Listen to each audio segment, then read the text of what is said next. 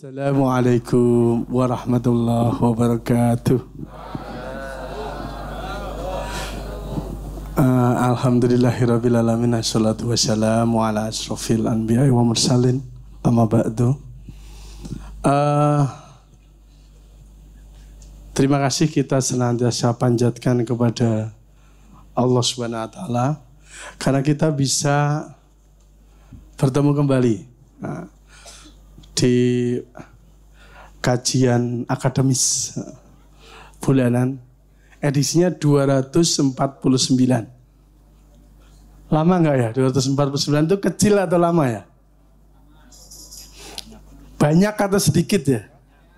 Ya. Kalau banyak, kita maju dulu deh. Teman-teman yang di belakang maju dulu ya.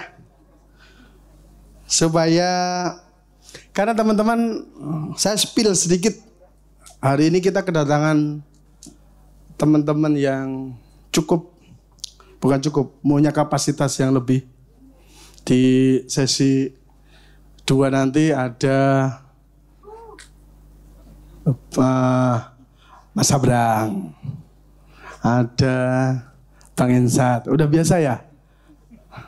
Mas dan teman-teman Kenduri Cinta itu yang dikasih begitu Mas. Itu udah biasa. Oke, ke depan dulu sebelum saya spill beberapa nama. Ada yang main Twitter, main X? Sedikit atau banyak? Main X? Banyak. Ada yang tahu akunnya Social Taker? Aduh, nggak tahu. Yang ngerti Mas? Browsing dulu. Insya Allah beliau akan hadir malam ini. Tepuk tangan dong. Ada, insya Allah nanti ada drone emprit juga datang. Ada yang tahu drone emprit? Ada tahu drone? Oke. Oke teman-teman sekalian, tema malam hari ini cukup berat. Oleh karena itu saya mengundang kawan-kawan saya. Ada Mas Karim, monggo dipersilahkan. Mas Karim. Mas Karim ini akademisinya KC, yang nggak lulus tapi. Terus ada Mas Ian. Mas Ian. Ian Leonard Belt. Ayo, Mas Ian. Sama.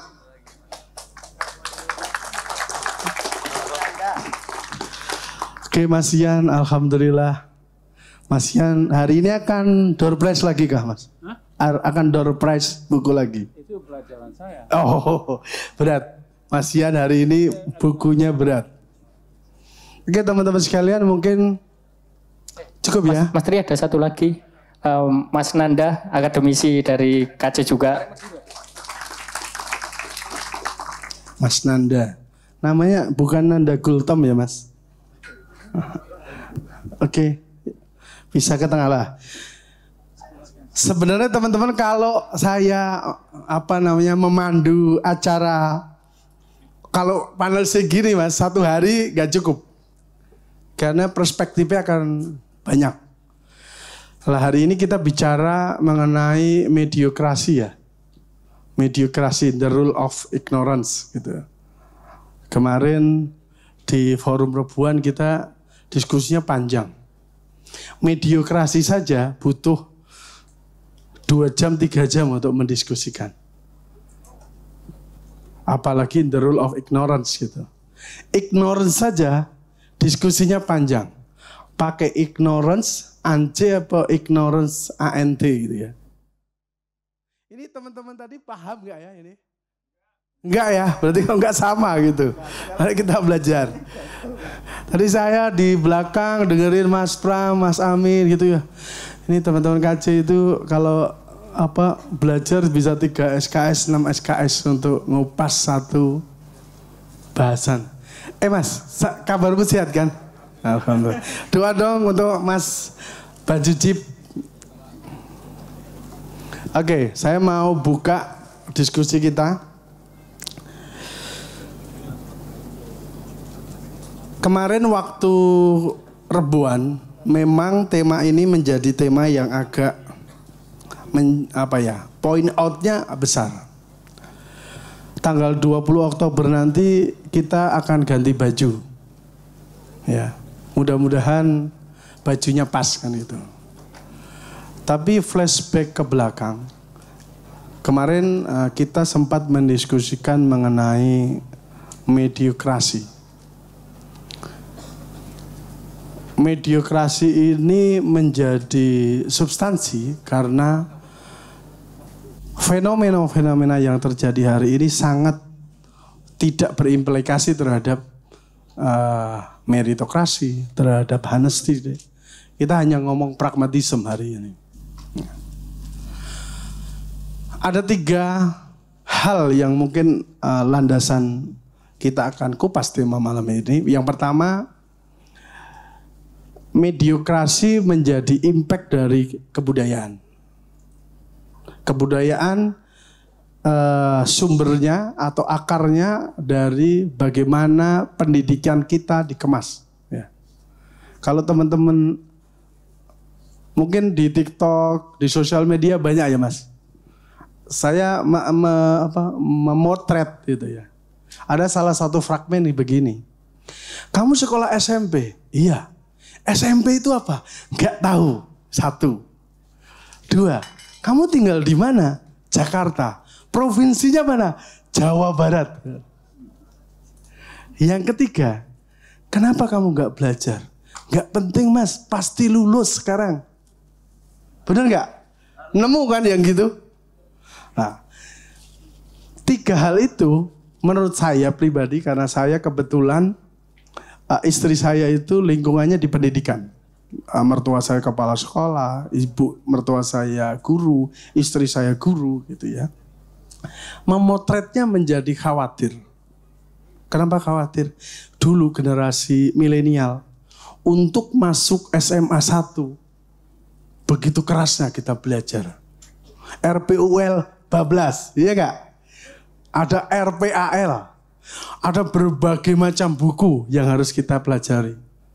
Hari ini kita bicara apa? Kita teman-teman generasi di bawah kita ngapain? Joget-joget. Benar nggak? Joget-joget dapat bunga mawar 20.000. Itu yang menurut saya pribadi agak khawatir. Generasi di bawah kita agak mencemaskan. Maka kita diskusi di sini. Yang kedua teman-teman sekalian, karena pendidikannya tidak mengakar, maka budayanya menjadi abai, menjadi acuh. Menjadi, gimana ya kita mau ngomong, apakah kita cinta NKRI? Tanya teman-teman, tanya adik-adik kita generasi Z ya. Apa itu NKRI? Kalau nanti apatis terhadap apapun yang ada di negara kita, salahnya adalah kita. Kita melegalkan atau kita menyetujui cara berpikir pendidikan kita adalah pendidikan beroutput terhadap pekerja. Tidak beroutput pada kebudayaan. Kebudayaan itu cara berpikir, terus mekanisme mengambil keputusan, empati. Maka kalau teman-teman balik ke belakang, Cak Nun memesankan 4 ya. 4 yang harus kita tanamkan kepada generasi berikutnya. Yang pertama akhlak, disiplin, matematika atau komprehensif, nilai memandang baik buruk dan ukurannya, serta dunia dan teknologi.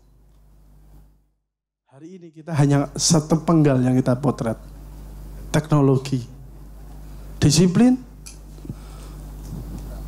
Coba janjian sama orang Indonesia, molor.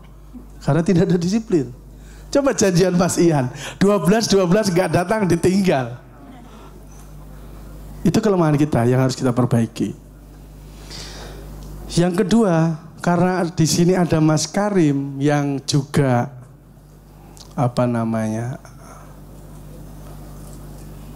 bersinggungan dan meneliti mengenai landscape Indonesia ke depan. Kita ngomong 10 tahun ini fokus negara kita pada padat modal, bukan padat karya. Maka teman-teman, impact-nya hari ini banyak layoff di mana-mana. Masalah nggak? Masalah. Terus ada tuh 5 bulan deflasi. Menteri Sosial kita bilang ekonomi kelas menengah turun, tapi ada yang naik. Itu salah satu produk kalau komprehensif nilai tidak diambil, hanya sepenggal. Dan kita menikmati hari ini. Maka the rule of ignorance ini, ya benar ya. The rule of the ignorance ini mewakili fenomenanya, abai. Maka kalau indeks korupsi kita 34, wajar. Saya kemarin baru indeks korupsi 34 itu artinya dari 100 orang hanya 34 orang yang jujur. Ya, ngeri gak? Ngeri. Dibikin KTP bayar, yang harusnya gak bayar. Bikin surat keterangan hilang dompet di kepolisian, gratis mas. Pulangnya itu infak sesukanya. Gimana?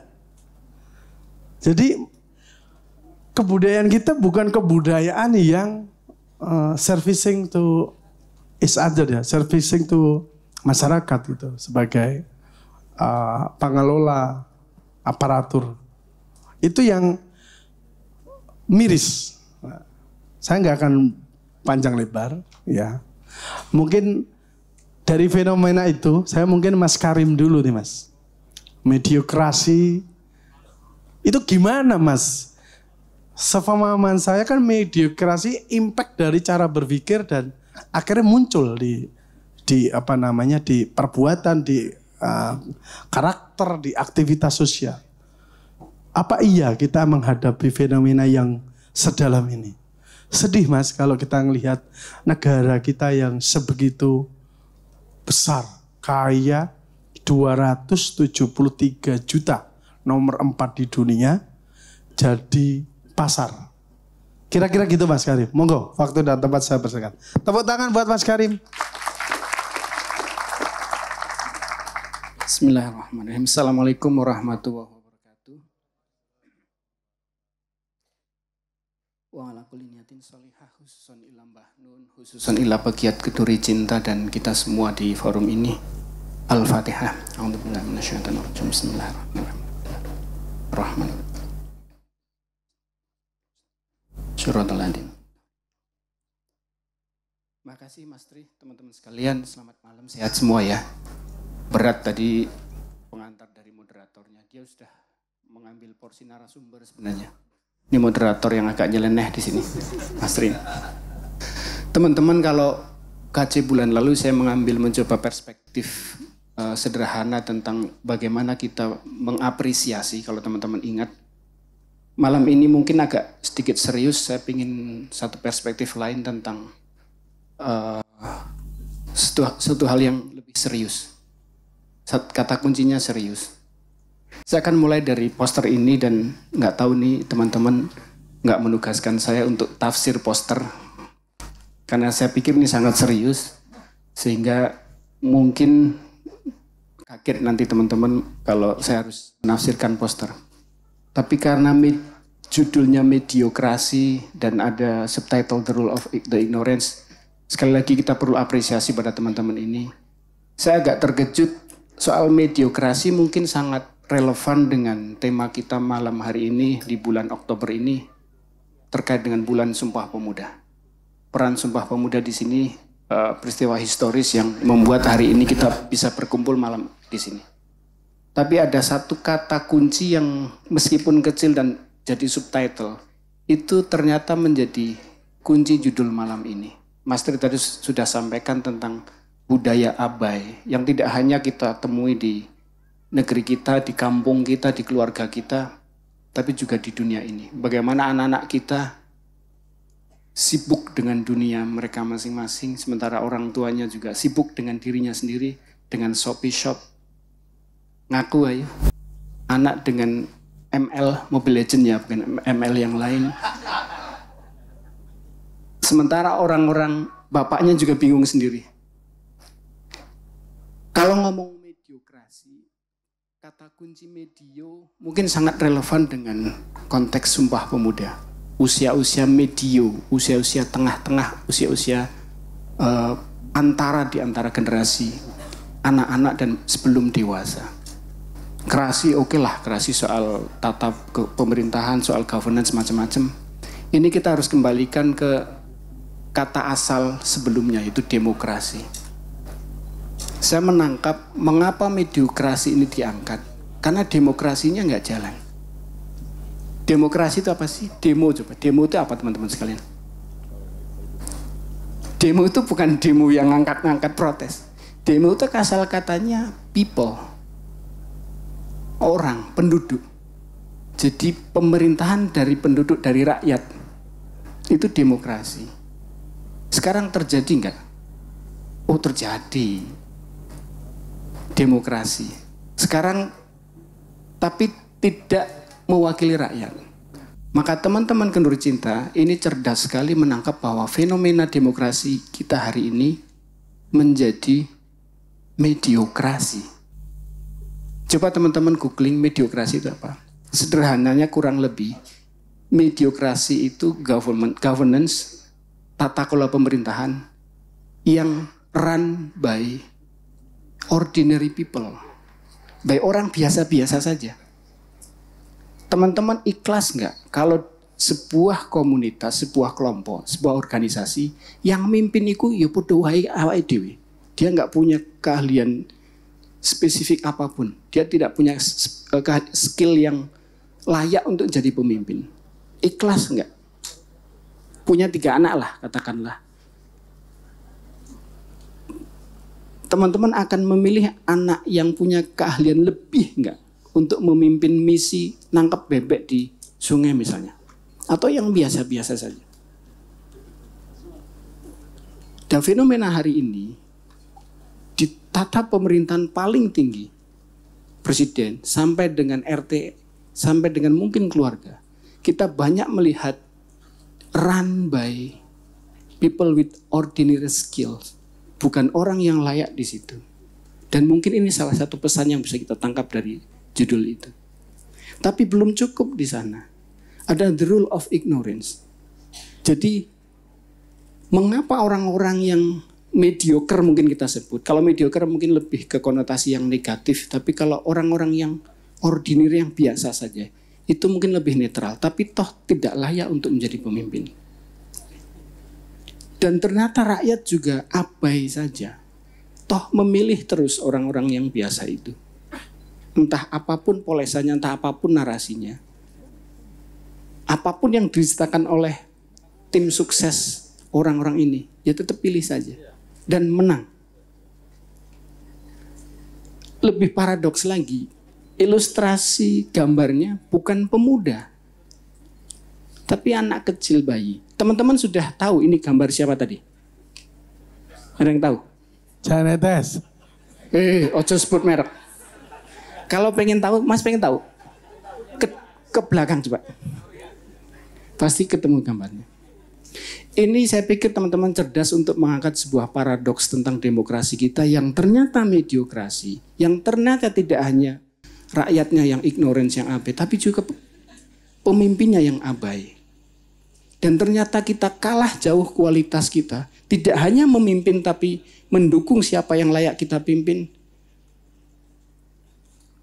Pada kelompok, kepada orang-orang di tanggal 28 Oktober tahun 28. Yaitu pemuda dari banyak daerah yang berkumpul menyatakan bahwa kita satu bahasa, satu bangsa. Satu apa lagi? Ayo lupa.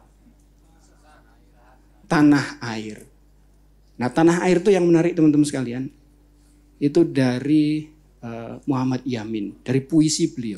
Jadi sumpah pemuda 3 bait itu diangkat dari puisi Muhammad Yamin. Anyway, teman-teman sekalian, karena ini temanya sangat serius, saya pinjam ilmunya Mas Abrang.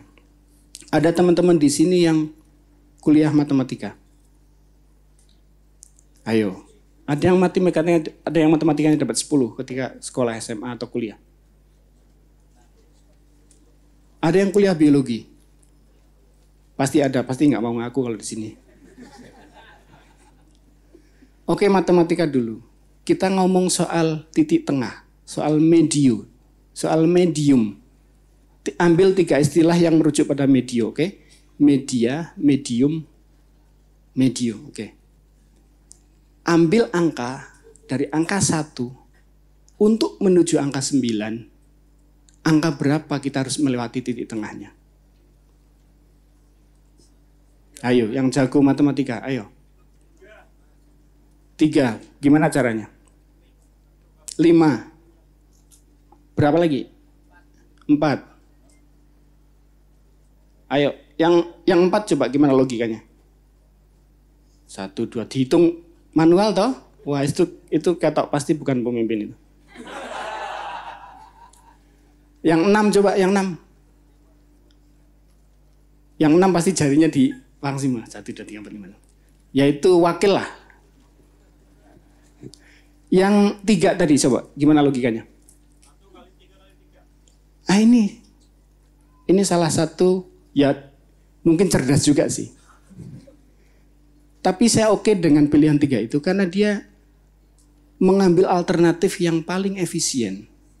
Banyak orang kemudian ketika mengambil jalan tengah, dia menabrak aturan atau mengambil jasa orang tuanya atau ke dukun segala macam. Padahal ada rumus formula yang sudah disediakan alam untuk mencapai ke sana. Dengan kreativitas, dengan kecerdasan, dengan kerja keras.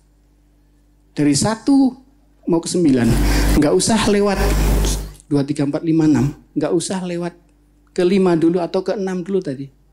Ketiga dikalikan sudah langsung sampai ke 9. Nah, cara kita menemukan itu bagaimana mengalihkan kapasitas kita. Bukan dengan mengganti undang-undang misalnya, atau mengganti peraturan misalnya. Pertanyaan kedua agak biologi. Kita manusia di alam semesta ini, itu ukurannya, kalau kita ambil yang terkecil, katakanlah proton, neutron, elektron itu, sampai dengan galaksi semesta. Titik tengahnya siapa? Pernah nggak kita membayangkan bahwa titik tengahnya adalah manusia? Dari sisi size. Itu PR buat teman-teman yang biologi, yang belajar kimia. Kalau kita berada pada titik tengah itu, artinya kita punya fungsi keseimbangan tidak hanya di diri kita, tapi di semesta. Nah, cara kita belajar, cara kita berpolitik, apakah sudah sesuai dengan hukum alam, hukum semesta, hukum keseimbangan itu tadi? Nah, saya pikir Kenduri Cinta Forum Ma'iyah ini belajar dari aspek apapun yang diangkat di situ pasti mengangkat dimensi kesemestaan, dimensi ilmu di kampus yang kita miliki, dan dimensi spiritual yang juga kita perlukan untuk hidup kita. Itu 2 aspek. Mas, skip sedikit. Oke. Di luar sana itu atau beberapa netizen itu nanya, kamu udah 24 tahun. Sebenarnya kamu itu mau ngapain sih? Real dong. Yang real aja deh gitu. Gimana fenomena itu, Mas? Itu barangkali yang membuat kita hari ini tidak paham posisi kita. Nah, kita memahami misalnya posisi yang paling konkret tadi, manusia di titik tengah antara proton neutron dengan alam semesta. Saya pikir kita punya pemahaman tentang peran kita di alam semesta ini. Paling konkret misalnya di keluarga, di kantor lah. Kita pasti semua ketika bekerja dihadapkan pada salah satu posisi. Nah, kita sering, bahkan dalam konteks politik misalnya, kita sering berlomba-lomba mencapai posisi itu padahal sebenarnya kita nggak layak. Nah, jangan-jangan fenomena politik kita yang kita hadapi sekarang ini, yang kita protes di Twitter segala macam, ini adalah refleksi cerminan dari sikap kita sendiri, kolektif mind kita sendiri yang memang suka, ya sudah yang biasa-biasa saja, yang sudah yang ambil titik tengah saja. Karena jangan heran teman-teman sekalian, entah ini terpengaruh dengan posisi secara geografis Indonesia yang memang di tengah-tengah, di antara benua, di antara sama segala macam. Kita itu sangat gandrung dengan yang namanya moderasi. Agama yang tengah-tengah, yang moderat-moderat saja. Jangan ekstrim-ekstrim, yang tengah-tengah saja. Prestasi juga yang tengah-tengah saja. Ekonomi juga yang tengah-tengah saja. Dan semua hal tentang keindonesiaan itu hal tentang keindonesiaan. Dan itu dijustifikasi dengan doktrin agama misalnya. Bahwa manusia ya yang masna-masna segala macam. Apakah ini tafsir yang paling benar untuk kita?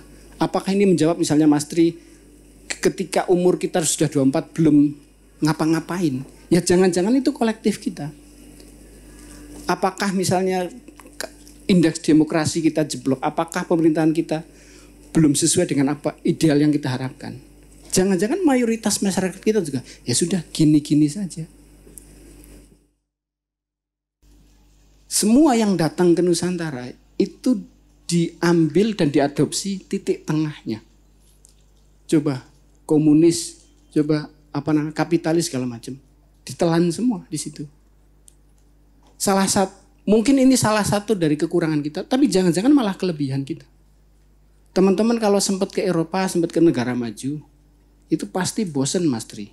Mas Ian dari UK kenapa berbetah di sini? Ya betah di Indonesia. Di sana bosen sudah, semua teratur, rule of law yang sana di jalan. Di sini kan rule ignorant, alah gitu aja. Gitu aja kok repot. Mas Ian nanti bisa cerita bagaimana orang Eropa itu bosan dengan hidup karena saking teraturnya. Jangankan manusia melanggar hukum, bebek kelindes mobil, ambulan datang. Saya pakai motor skuter itu, ketika melanggar lalu lintas, oke mungkin 100 euro dendanya. Ketika nggak bawa SIM mungkin 150 euro. Tapi knalpot bocor karena knalpotnya soak, itu bisa 500 euro. Apa enak hidup di sana? Mending di sini nerobos busway, halo bos, lewat. Artinya oke lah, mungkin bangsa kita tidak sesuai yang kita harapkan, tapi juga ambil hikmahnya dari situ. Jangan-jangan memang kita perlu menempatkan lagi apa yang kita pahami tentang moderasi, tentang titik tengah. Bukan menjadi mediocre yang memang disengaja didesain sehingga dimanfaatkan oleh elit-elit tertentu dalam konteks politik. Tapi kita paham posisi, di mana posisi moderat kita yang paling optimum bisa kita lakukan, berkontribusi ke demokrasi yang ideal itu. Tapi nggak lupa dengan keluarga kita, dengan teman-teman kita, dengan saudara kita yang penganggurannya masih banyak Mas Tri, yang tadi sampaikan 24 tahun belum ngapa-ngapa. Jangan 30 tahun belum ngapa-ngapain, lebih banyak lagi. Dan datang malam ini di KC. Itu mungkin Mas Tri sebagai pengantar. Terima kasih. Iya. Assalamualaikum Terima kasih Mas.